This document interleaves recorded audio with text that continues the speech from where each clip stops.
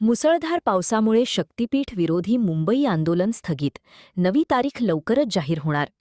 नागपूर गोवा शक्तीपीठ महामार्गाविरोधात शेतकऱ्यांनी 7 जुलै रोजी मुंबईतील आझाद मैदानावर पुकारलेले धरणे आंदोलन मुसळधार पावसाच्या पार्श्वभूमीवर तात्पुरते स्थगित करण्यात आले आहे. सांगली जिल्ह्यातील कामेरी येथे झालेल्या शक्तीपीठ विरोधी संघर्ष समितीच्या बैठकीत हा निर्णय जाहीर करण्यात आला. मुंबई आणि परिसरात अतिमुसळधार पावसाचा इशारा, रस्त्यांची दुरवस्था, दरडी कोसळण्याचा धोका आणि वाहतुकीतील अडथळे लक्षात घेऊन शेतकऱ्यांच्या सुरक्षेसाठी आंदोलन पुढे ढकलण्यात आल्याची माहिती समितीने दिली.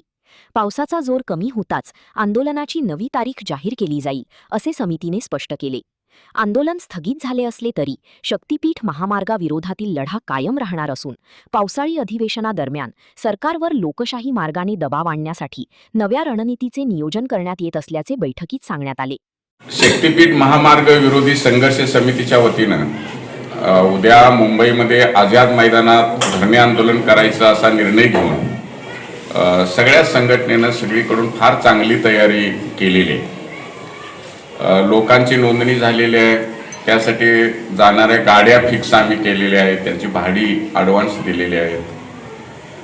त्याचबरोबर मुंबईमध्ये आम्ही आमचा मंडप वॉटरप्रूफ मंडप घातलेला आहे, तिथं खुर्च्यांची लाईटची सगळी व्यवस्था झालेली आहे. आमच्या लोकांच्या जेवणाचं नियोजन झालेलं आहे. पण अचानकपणे मुंबईतला पाऊस प्रचंड प्रमाणात वाढल्यामुळं आणि मुंबईकडे जाणारे रेल्वे आणि रस्ते बंद झाल्यामुळं आपलं तिथं पोचणं अवघड झालेलं आहे. अशा परिस्थितीमध्ये मुंबईला जाण्यामध्ये सगळ्याच वाहतुकीच्या दृष्टीनं रिस्क असल्यामुळं संघटनेच्या वतीनं आम्ही विचारविनिमय करून हे आंदोलन स्थगित करायचा निर्णय घेतलेला आहे. आम्ही पुढच्या आंदोलनाच्या तयारीत आहोतच आणि हे पुढचं आंदोलन लवकरात लवकर ठरवून आम्ही जाहीर करू. पण उद्या 7 जुलै रोजी आझाद मैदानावर शक्तीपीठ विरोधी संघर्ष समितीच्या वतीनं नियोजित असलेलं धरणं आंदोलन आम्ही पावसामुळं आणि रस्ते बंद झाल्यामुळं स्थगित करत आहोत.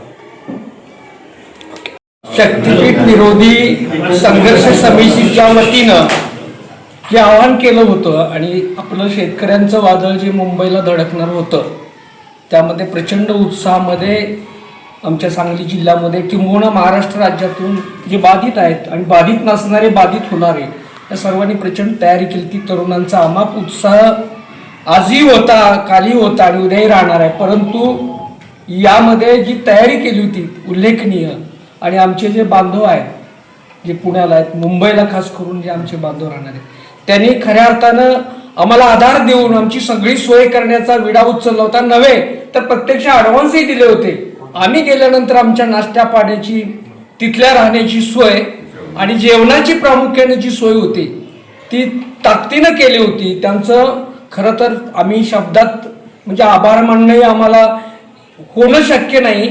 त्याच्या पलीकडे जाऊन आम्हाला हे ऋण आम्हाला त्यांचं फेडता येणार नाही आणि असाच ऋणानुबंध कायम राहावा या दृष्टीनं आम्ही सगळेजण आजच्या या संघर्ष समितीच्या वतीनं त्यांचा आभारदर्शक ठराव मांडत आहे आणि तो बहुमतानं मंजूर करत आहे सगळेजण.